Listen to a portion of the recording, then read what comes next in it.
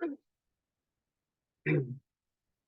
अभी पहला कर्म ग्रंथ का पुनरावर्तन कर रहे हैं।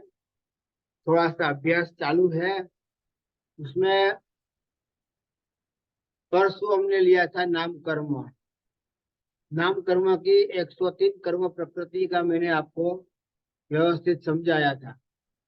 अब नाम कर्म के बाद में आता है वेदनीय कर्म।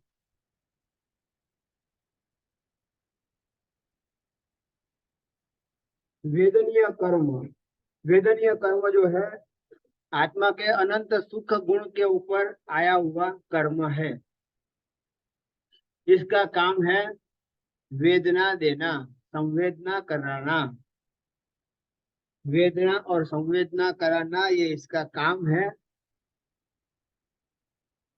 और सांसारिक भोग सुखों की अनुकूलता और प्रतिकूलता देने वाला ये है वेदनीय कर्म। शरीर की सुखाकारिता, शरीर की कमजोरी, शरीर की निर्बलता देने वाला ये है कर्म। इसका नाम है वेदनीय कर्म। ये वेदनीय कर्म की टोटल दो प्रकृति है। दो प्रकृति, एक तो है ख्याता वेदनीय और दूसरा है अशाता वेदनीय। शाता वेदनीय, अशाता वेदनीय। शाता वेदनीय सुखाकारिता का अनुभव कराता है, शरीर को निरोगी रखता है, शरीर को सशक्त रखता है, शरीर को वेदना से दूर रखता है, शरीर को सुखाकारिता देने का कार्य ये कर्म करता है। शाता वेदनीय कर्म करता है।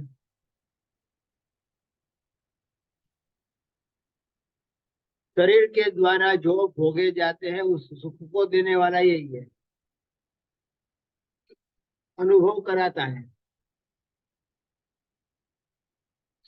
और ये कर्म अशाता वेदनीय कर्म।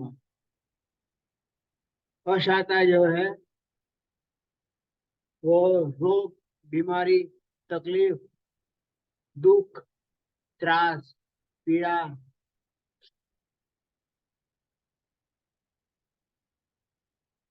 ये देने का काम अशाता वेदनीय कर्म करता है। मतलब एक बात निश्चित है, ये थोड़ा बहुत तो सुख का अनुभव कराता है और ये जो है दुख का अनुभव कराता है। शाता वेदनीय कर्म उदय में है तो हम सुखाकारिता में जिंदगी जी रहे हैं। दिवस पसार हो रहा है, दिन पसार हो रहे हैं और हमको सुख की अनुभूति होती रहती है। जब अशाता वेदनीय कर्म उदय में आता है तब दुख उदय में आता है, बीमारी उदय में आती है, हॉस्पिटल जाना पड़ता है, डॉक्टरों के पास दौड़ना पड़ता है, शरीर निर्बल बन जाता है, शरीर अशक्त बन जाता है। और इसी प्रकार से चारों तरफ से आपको घेर लेता है। तो ये दुख का अनुभव कराता है और ये सुख का अनुभव कराता है। इस प्रकार से इस दुनिया के अंदर, इस जगत के अंदर, इस संसार के अंदर सुख के लिए प्रयत्न करने वाले लोग कितने हैं, जीव कितने हैं, और दुख के लिए प्रयत्न करने वाले लोग कितने हैं। सुख की प्राप्ति के लिए प्रयत्न पुरुषार्थ करने वाले कितने हैं। ज्यादा। बहुत ज्यादा, बहुत ज्यादा नहीं, सभी लोग कह दो ना, सभी जीव कह दो। एक भी जीव ऐसा नहीं मिलेगा जो सुख की प्राप्ति के लिए तरसता न हो। सुख की प्राप्ति के लिए ही प्रयत्न और पुरुषार्थ जबरदस्त करता है, बहुत ज्यादा करता है। जन्म से लगा करके मृत्यु के अंतिम श्वास तक सुख प्राप्ति के लिए और दुख निवृत्ति के लिए ही हमारा प्रयत्न है कि नहीं है? बात समझ में आई कि नहीं? सुख की प्राप्ति कैसे हो और दुख की निवृत्ति कैसे हो, यही हमारा प्रयत्न है कि नहीं है? पूरी जिंदगी आप देख लो, 100 साल की जिंदगी जियो या 200 साल की जिंदगी जियो या 25 साल की जिंदगी जियो, कितनी भी जिंदगी जीते हैं और उसमें हमको एक ही सुख की प्राप्ति कैसे हो, दुख की निवृत्ति कैसे हो। क्योंकि सुख जो है आत्मा का स्वयं का गुण है, स्वयं का गुण होते हुए भी वेदनीय कर्मों पर आया हुआ है। इसलिए कभी सुख कभी दुख, कभी सुख कभी धूप, कभी छांव, कभी धूप कभी छांव, इस तरह से कभी ठंडी कभी गर्मी, कभी ठंडी कभी गर्मी, ये चक्कर चलता ही रहता है, ये चक्कर चलता रहता है। मतलब सुख का गुण होते हुए भी पूर्ण रूप से सुख न प्राप्त कराना, ये वेदनीय कर्म का काम है। सुख का गुण होते हुए भी अनंत सुख का गुण होते हुए भी दुख की अनुभूति कराने वाला अशाता वेदनीय कर्म है। सुख से बिल्कुल विपरीत। बोलो, सुख आए वो अच्छा कि दुख जाए वो अच्छा? सुख की प्राप्ति हो अच्छा है कि दुख की निवृत्ति हो वो अच्छा है? हमारे सब दोनों ही अच्छे हैं। दोनों ही अच्छे हैं। वाह, सुख की भी प्राप्ति हो, दुख की भी निवृत्ति हो। वाह। एक ही हो तो दुख की निवृत्ति हो जाए, सुख न मिले तो सुख की प्राप्ति हो जाए, दुख की निवृत्ति न हो तो नहीं चलता है। सुख की प्राप्ति होना भी जरूरी है और सामने दुख की निवृत्ति भी होना जरूरी है, कंपलसरी है। दुख की निवृत्ति को ही सुख मान लेना, दुख की निवृत्ति को ही सुख मान लेना क्या?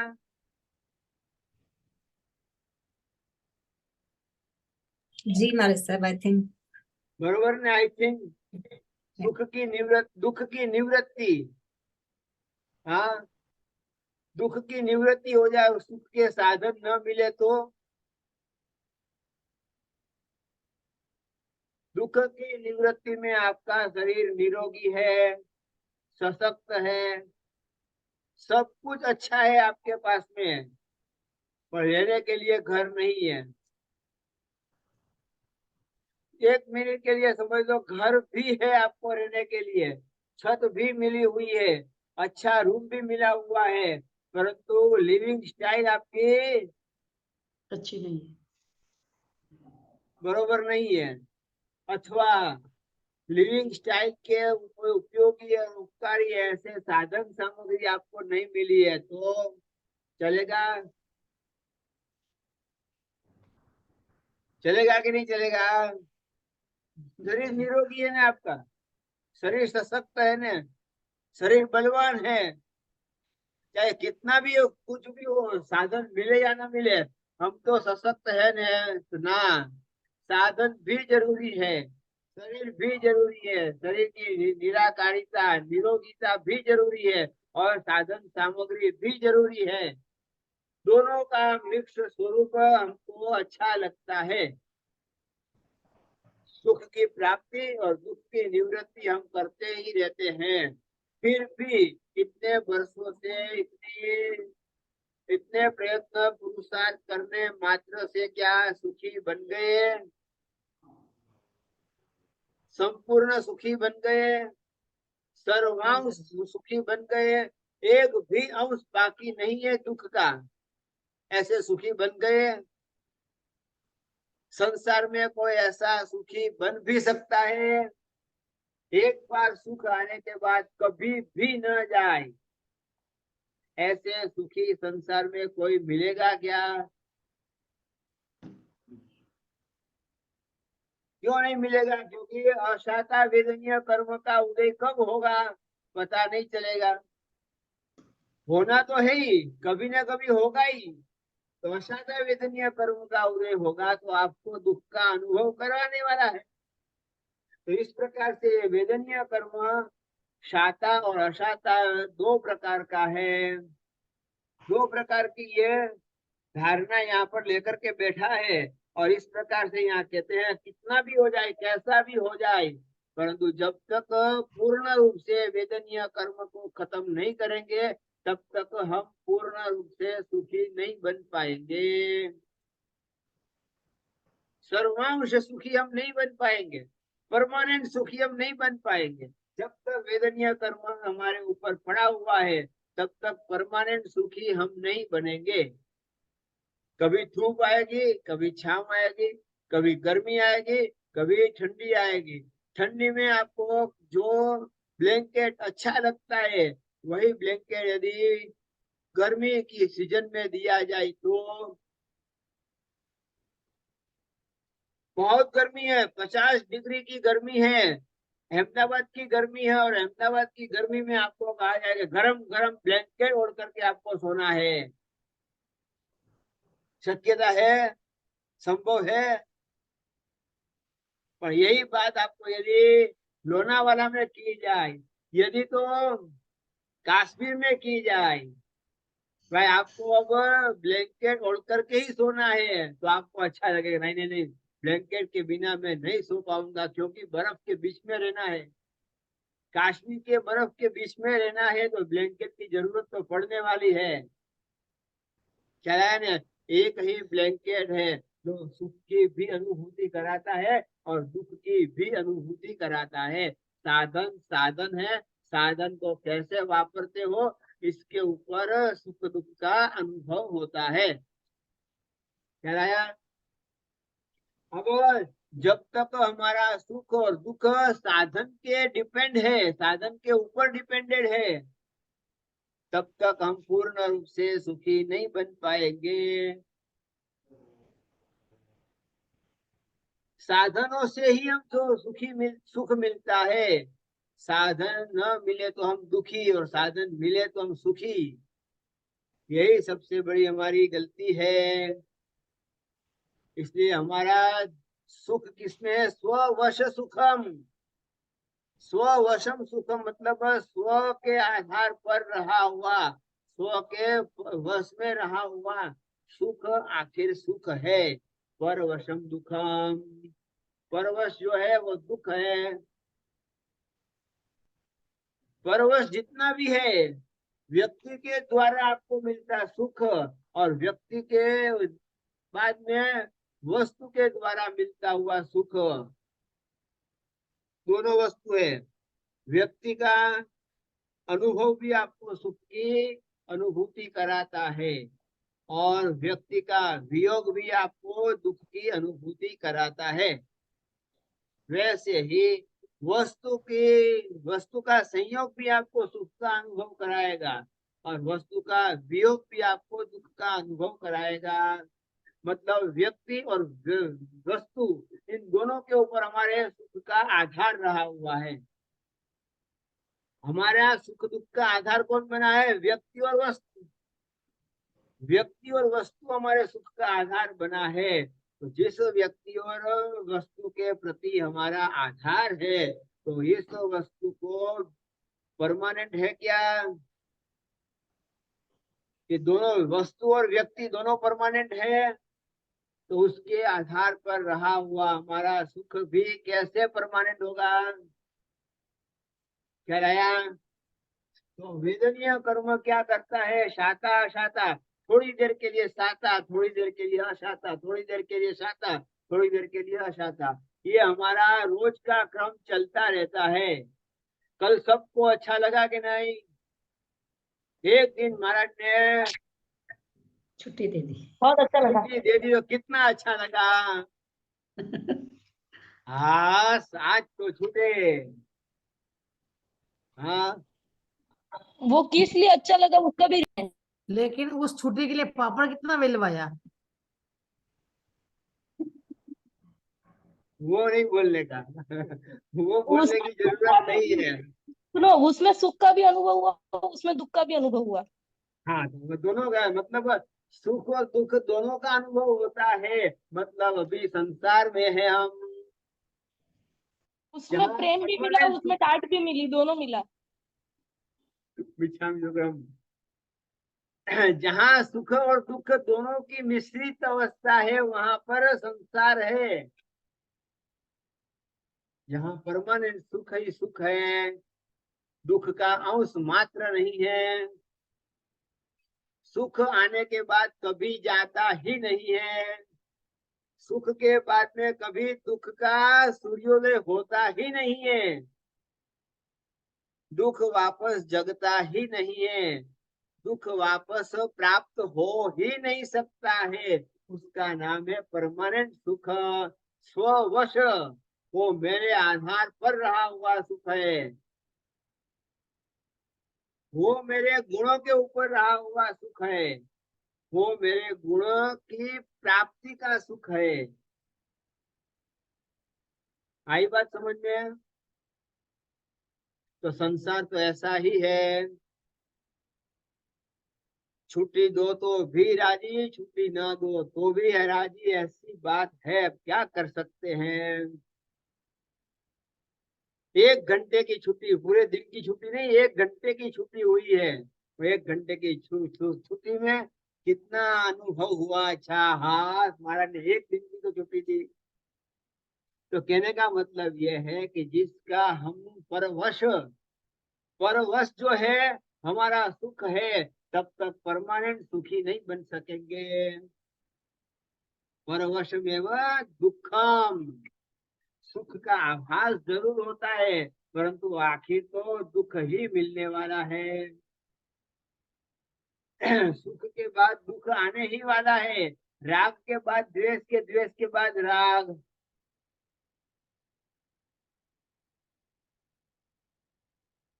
राग में से द्वेष में जल्दी परिवर्तन होता है कि द्वेष में से राग में परिवर्तन जल्दी होता है?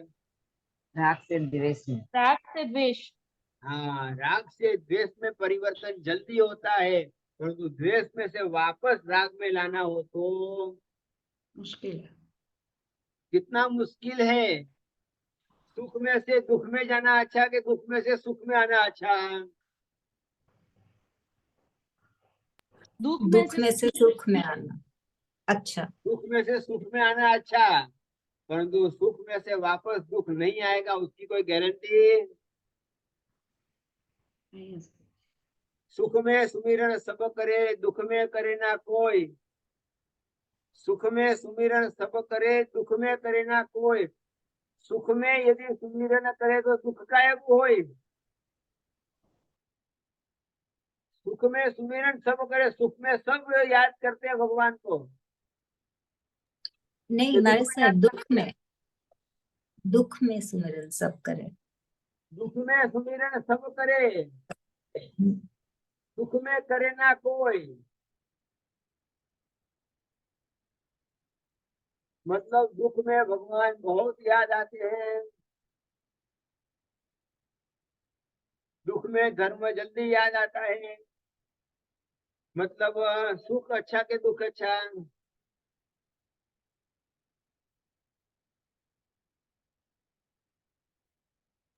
सुख में भगवान को भूल जाते हैं, सुख में धर्म को भूल जाते हैं, सुख में देव गुरु धर्म को भूल जाते हैं, और दुख में देव गुरु धर्म तीनों को याद करते हैं। तीनों की याद आती है। तो सुख अच्छा कि दुख अच्छा? दुख अच्छा। दुख अच्छा। तो क्या आशीर्वाद दो? दुखम भव। दुखम भवत के सुखम भवत। सुखी हो ये ऐसी ऐसा आशीर्वाद दो कि दुखी हो ऐसा आशीर्वाद दो। हाँ, सदा सुखम भव। सुख में जो सदा दुख में रहेगा वो सदा हमेशा देवगुरु धर्म को याद करता रहेगा, परंतु वो सुख में आने के बाद छक जाता है, बहुत ज्यादा छक जाता है, मस्त बन जाता है। अब क्या तो किसको देखना है, खाओ पियो मौज करो, इट ड्रिंक एंड बी मेरी, बस खाओ पियो और मौज करो। किसने देखा है सुख, किसने देखा है नरक, किसने देखी है, कुछ भी नहीं करना है, बस शांति से। मतलब एक बात निश्चित है, दुख हमारे लिए उपकारक जरूर होता है, जरूर हमारे लिए दुख परम उपकारक होता है, ना नहीं है, परंतु कहने का मतलब इतना ही है कि दुख से वापस सुख में आने की इच्छा रहती है, और सुख में से वापस दुख में जाने की भी इच्छा थोड़ी थोड़ी रहती है।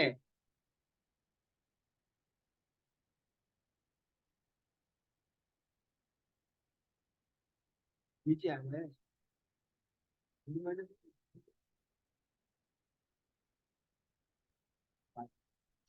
तो बस कहने का मतलब समझ में आया बात। वेदनीय कर्म का काम है कभी सुखी कभी दुखी, कभी सुखी कभी दुखी, कभी सुखी कभी दुखी करने का काम वेदनीय कर्म का है। अब ये वेदनीय कर्म समझ में आ गया।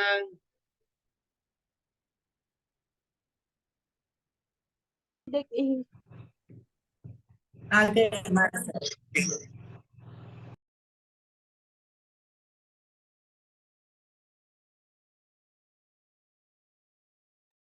पधारो साहिब जी।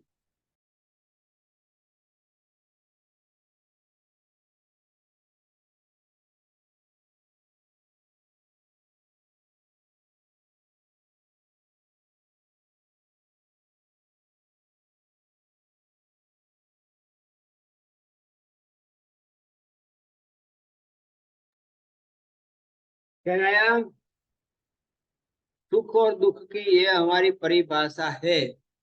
स्ववशमेव सुखम परवेशमेव दुखम।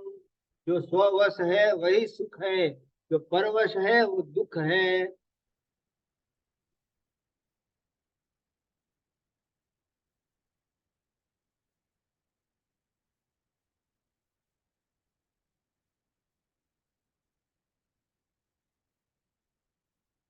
हो गया ये वेदनीय कर्म का, पूरा करूं। वेदनीय कर्म से आगे बढ़ेंगे। नंबर आया है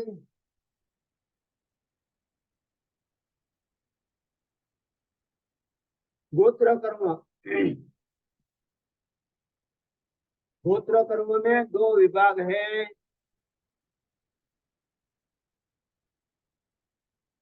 उच्च गोत्र और दूसरा है नीच गोत्र। उच्च गोत्र कर्म और नीच गोत्र कर्म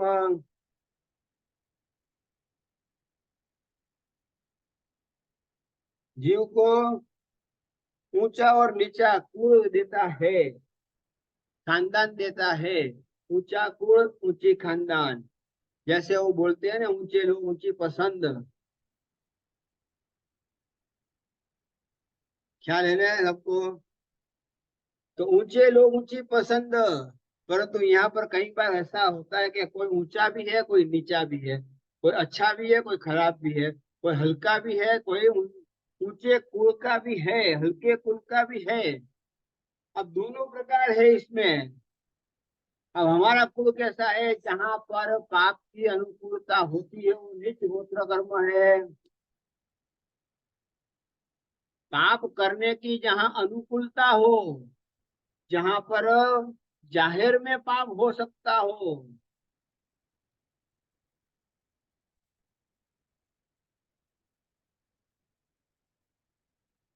जहाँ जाहिर में पाप हो सकता हो और समाज के बीच में भी पाप की अनुकूलता हो,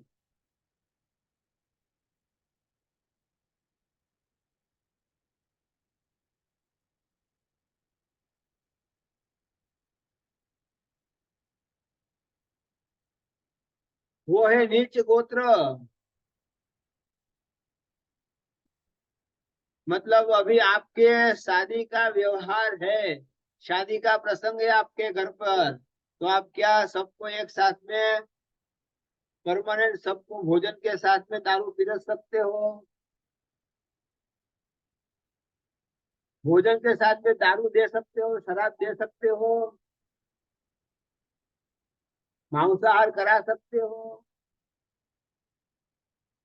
सवाल ही खड़ा नहीं हो सकता है।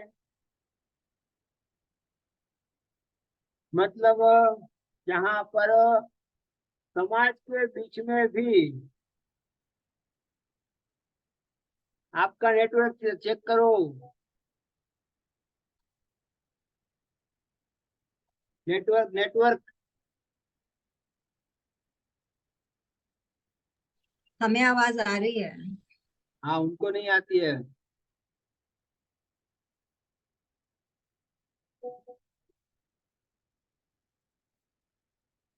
एक बार बंद करके चालू करो। तो इस प्रकार से उच्च गोत्र कर्म किसको कहेंगे? समाज के बीच में भी कोई पाप करने की अनुकूलता ही ना हो, उसका नाम है उच्च गोत्र। जहाँ धर्म करने की अनुकूलता हो, धर्म समाज और देश के बीच में रह करके जाहिर में धर्म कर सकते हो, जाहिर में धर्म करने की पूर्ण स्वतंत्रता हो, उसका नाम है उच्च गोत्र।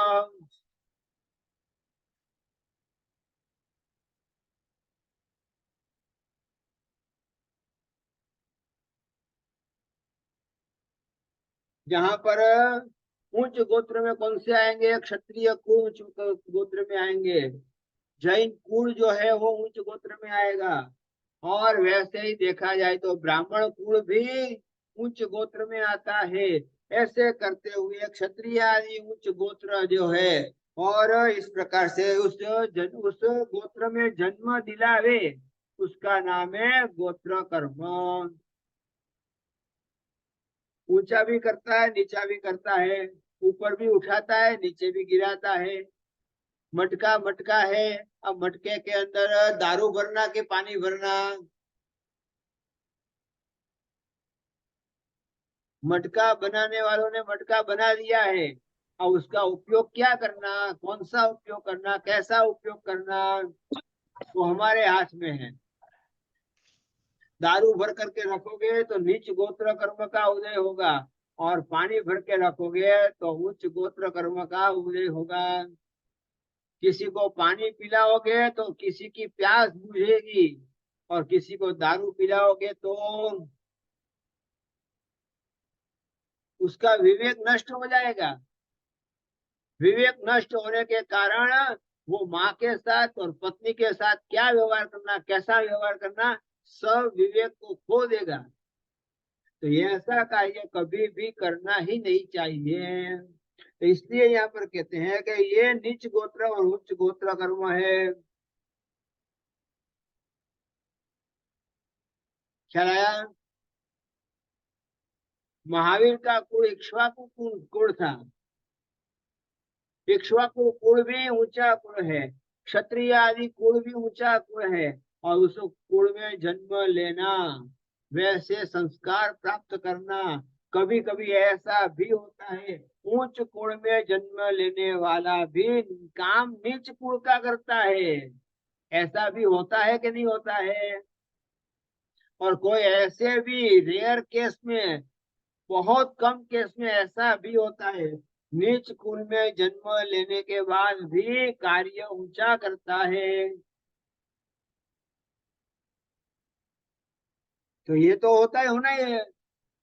कभी उच्च कुल में जन्म लेने के बाद भी कार्य नीच करेगा तो समझ लो कि उच्च कुल में जन्म तो हो गया है, परंतु अब नया कर्म जो बांध रहा है वो नीच गोत्र कर्म का ही कर्म बांध रहा है।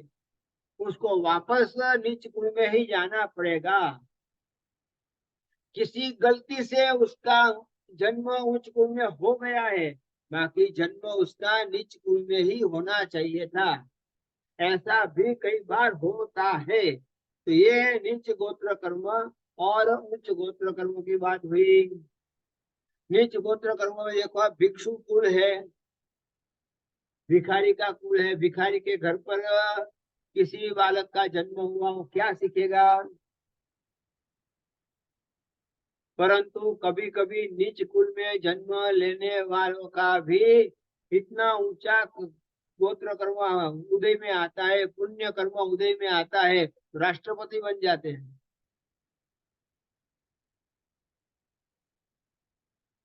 चाय बेचने वाला कहां से कहां पहुंच गया, ख्याल है? किधर से किधर पहुंच गया। अरे कुछ भी नहीं था जिसके पास में, जो चाय बेच करके भी अपना गुजरान चलाता था, पुण्य का उदय हुआ तो धीरे धीरे धीरे धीरे धीरे धीरे करते करते करते करते कहां से कहां पहुंच गया। हाँ, एक को हराने के लिए 10 से 15 नहीं, 20 से 25 लोगों को इकट्ठा होना पड़ता।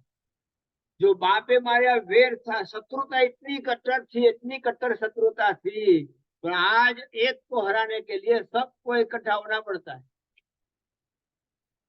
है ना, नहीं है। परंतु पुण्य का उदय भी उतना ही जबरदस्त है कि किसी के सामने किसी का चलता नहीं है। तो ये बात है। तो ये उच्च गोत्र और नीच गोत्र कर्म की बात हुई। अब इसमें किसी को कुछ पूछना हो तो ठीक है, नहीं तो निकाल देता हूँ। चलो, अब कौन सा कर्म बाकी रहा? अंतराय। हाँ हाँ, आपको गाथा का क्रम बरोबर याद है, ये मुझे मालूम पड़ गया। परंतु हमारा क्रम जुदा, अलग था। कैसे अलग था? नानावर्णीय, दर्शनावर्णीय, बाद में कौन सा लिया था? मोहनीय। वेदनीय। मोहनीय हमने कौन सा लिया था यहाँ पर? मोहनीय। मोहनीय के बाद अंतराय लिया था। मतलब हमने जो है इस प्रकार से ये जो 8 भाग करे थे, तो ये घाती कर्म हमने लिया पहले। घाती कर्म में नानावर्णीय, दर्शनावर्णीय, मोहनीय, और ये आ गया अंतराय। कराया। ये 5 चारों कर्म घाती कर्मों के कारण मैंने ये क्रम लिया। गाथा में आप कहते हो वैसा ही क्रम है। नानावर्णीय, दर्शनावर्णीय के बाद में वेदनीय कर्म है, बाद में मोहनीय कर्म है, बाद में आयुष्य कर्म है, उसके बाद में नाम गोत्र और अंतराय। अंतराय कर्म है। परंतु मैंने भाग जो किए वो घाती अघाती के रूप में भाग किए। तो ये 4 तो है घाती कर्म, और ये 4 जो है नाम कर्म, गोत्र कर्म, वेदनीय कर्म और आयुष्य कर्म। आयुष्य कर्म। ये जो है, ये 4 जो है अघाती है, ये 4 अघाती है। तो 4 इसमें ये इसका वर्णन हो गया, इसका भी हो गया, इसका भी हो गया, इसका भी हो गया। ये 8 में से 7 कर्मों का वर्णन हो चुका है। अब कौन सा बाकी रहा है? आयुष्य। कर्म बाकी है। आयुष्य कर्म कौन से गुण के ऊपर आया हुआ कर्म है?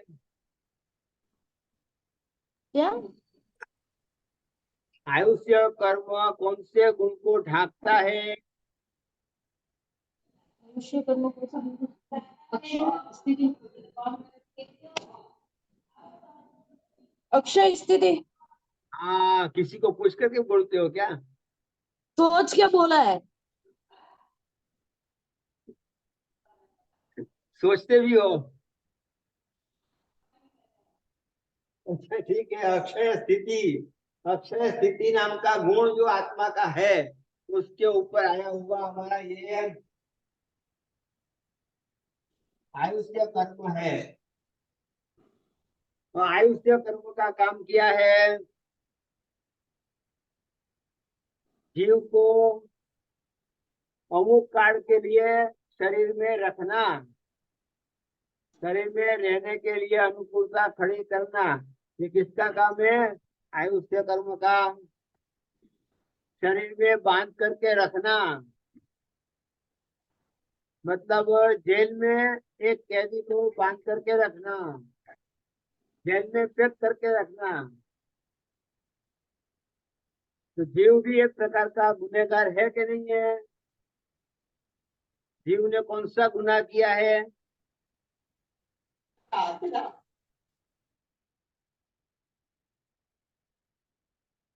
जीव ने किसका क्यों कौन सा गुनाह किया है कि उसको आयुष्य कर्म लगता है?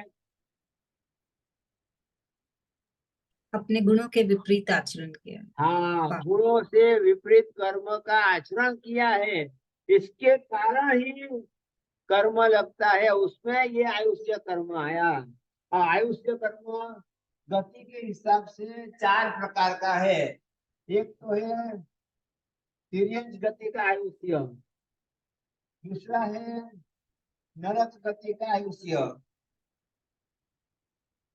तीसरा है देव गति का आयुष्य, और चौथा है मनुष्य गति का आयुष्य।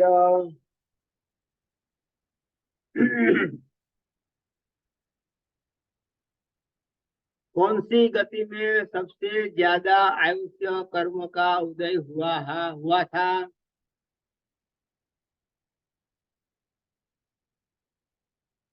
कौन सी गति में हमने सबसे ज्यादा जन्म मरण किए हैं?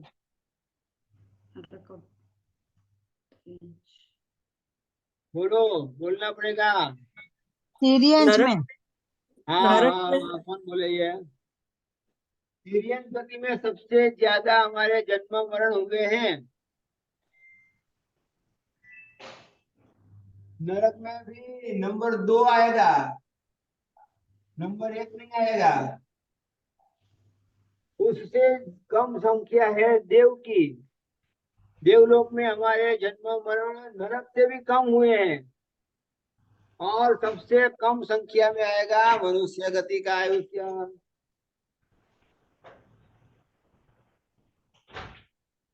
क्योंकि 84 लाख जीव योनि जो है, कितनी? 84 लाख 84 लैक्स जीव योनि है। उसमें से 52 मतलब 52 लाख जीव योनि इसमें आती है। कौन सी गति की है?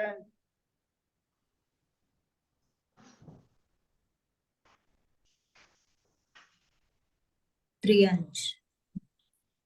7 लाख पृथ्वी का आई, 7 लाख अप का आई, 7 लाख देव का आई, 7 लाख वायु का आई, 10 लाख 10 लाख वनस्पति का प्रत्येक वनस्पति का आई, 14 लाख साधारण साधारण वनस्पति का आई, हो गया। 2 लाख बेंद्रिय, 2 लाख तेंद्रिय, 2 लाख 2 लाख सूर्येंद्रिय, 4 लाख तिर्यंच देवता। पंचेंद्रिय, तिर्यंच पंचेंद्रिय।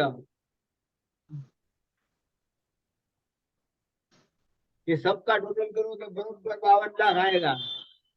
अच्छा,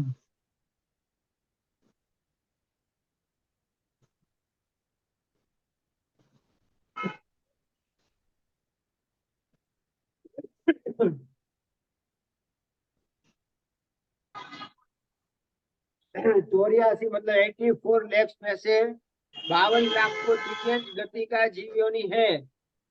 और उसमें से आपको 84 में से 52 माइनस कर लिया, 32 लाख जीव योनि बाकी रही। उसमें से इसमें कितनी आएगी? 4 लाख पका है 4 लाख देवता, दिया। 4 लाख नाटी। 4 लाख नारकी है ना, हाँ, और 4 लाख 4 लाख देवता, और ये 14 लाख 14 लाख मनुष्य।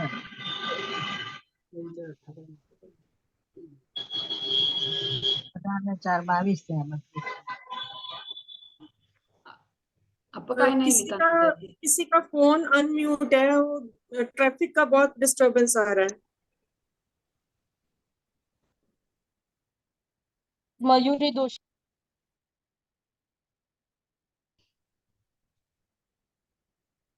एक आपसे रिक्वेस्ट है राजकुमार सिंघवी जी, आपका हमेशा अनम्यूट रहता है, आप म्यूट कर लीजिए। Thank you.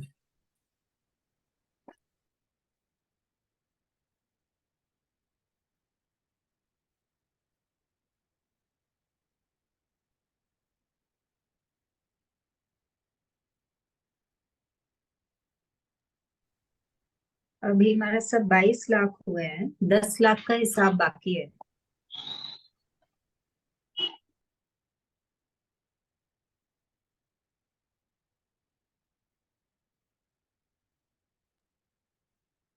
चार लाख तिर्यांचे पंचेंद्रिय आवश्यक।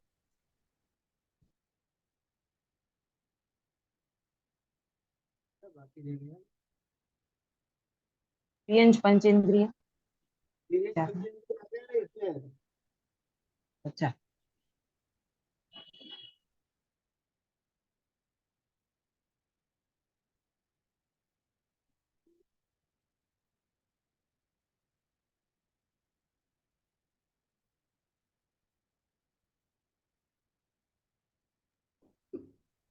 सर जी 10 लाख वनस्पति काय आएगा?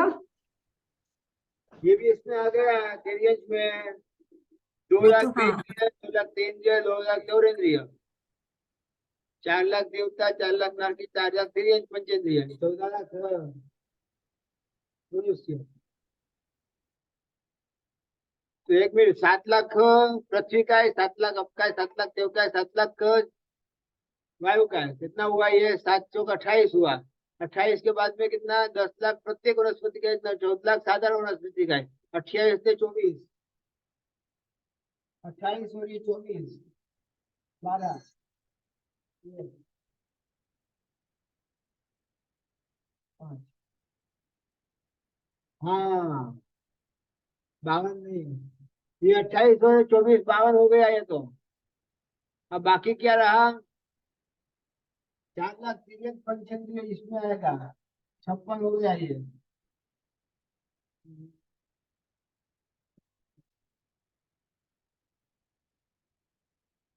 2 लाख बेंद्रिय, 2 लाख तेंद्रिय, 2 लाख चौरेंद्रिय, ये कितना होगा? 8 में से 14, 14 में 1, 64, चले जब बार, ये 52 में 62 है।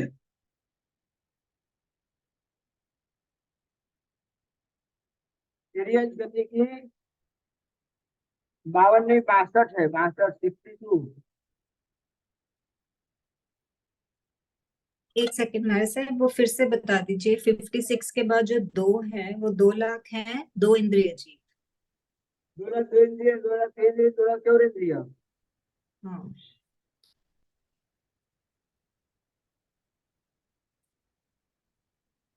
और पंच, और बाद में एक 4 पंचेंद्रिय लाख थे ना? तिर्यंच, 4 लाख तिर्यंच पंचेंद्रिय, ओके, ये इसमें आ गया। हाँ। उसके बाद 4 इसमें आ गया। 28, 38।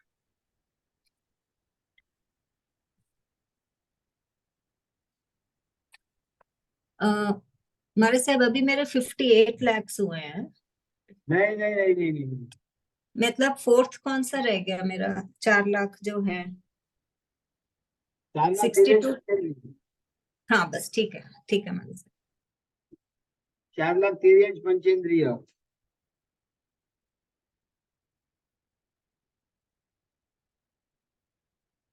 तिर्यंच गति का कितना? 62 लाख, मतलब 65 लाख जीव योनि तिर्यंच गति की है।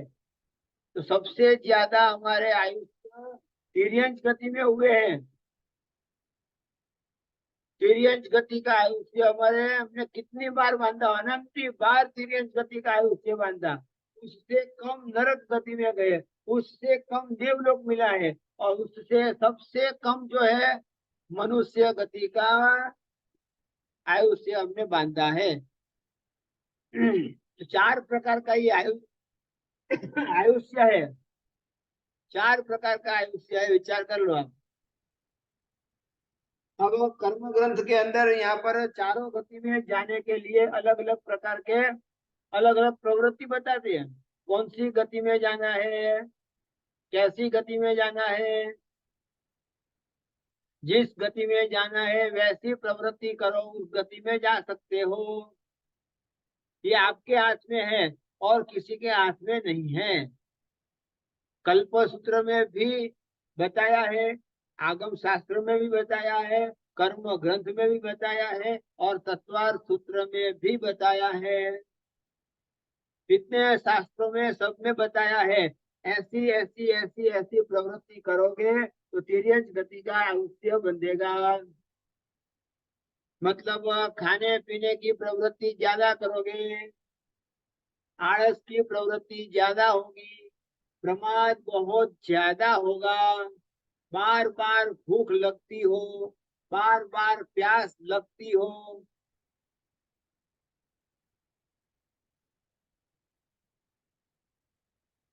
कदम कदम पर खाने को याद आता हो, उपवास में भी पारने की चिंता होती हो। पचकाण तो क्या है उपवास का, ना नहीं है। तो कल क्या बनाएंगे, कल कितने बजे बनाएंगे, क्या करेंगे, कैसा करेंगे, ये करेंगे, वो करेंगे, ऐसा करेंगे, ये विचार आता हो। खाते समय उपवास याद आता है कि उपवास करने के बाद खाने के विचार आते हैं? सीधी सी बात है। तपस्या की है तो मन से भी करनी है, वचन से भी करनी है और काया से भी करनी है। परंतु आज दिन तक हमारी तपस्या सिर्फ काया से जरूर होती है, वचन से भी और मन से भी। मन में भी खाने के विचार चालू रहते हैं और कोई आ गया तो भक्त कथा, भोजन की कथा करने बैठे तो मेनू बनाना है, चलो कल का मेनू बनाना है, सामूहिक व्यासना है, सामूहिक व्यासना में मेनू बनाना है। चलो आधा घंटा, पौना घंटा, 1 घंटा भी उसमें निकल जाता है, मेनू बनाने के लिए निकल जाता है। विचार कर लो, अरे भाई आपने उपवास किया है, उपवास में तो कम से कम मेनू मत बनाओ। आप उसमें से दूर होकर के खाने पीने का छोड़ दो, मन से बोल, विचार करना नहीं है, भाषा से बोलना नहीं है और सिर्फ काया से उपवास करना है क्या? नहीं चलता है ऐसा। इसलिए खास करके यहाँ पर कहा कि भाई कैसा भी हो, आपको यहाँ उपवास में तो मन वचन काया तीनों से आहार का त्याग करना चाहिए। तो ये यहाँ पर आपको तिर्यंच गति का मैंने थोड़ा सा समझाया है। अब बाकी इतना सा है, वो 12:30 बज गए हैं। इसमें किसी को कुछ पूछना है तो पूछ लो।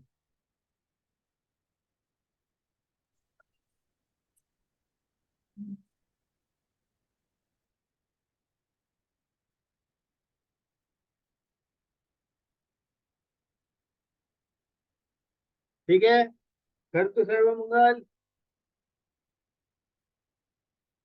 सर्वमंगल मांगल्यम, सर्व कल्याण कारणम, प्रधानम सर्वधर्माणाम, जैनम जयति शासनम।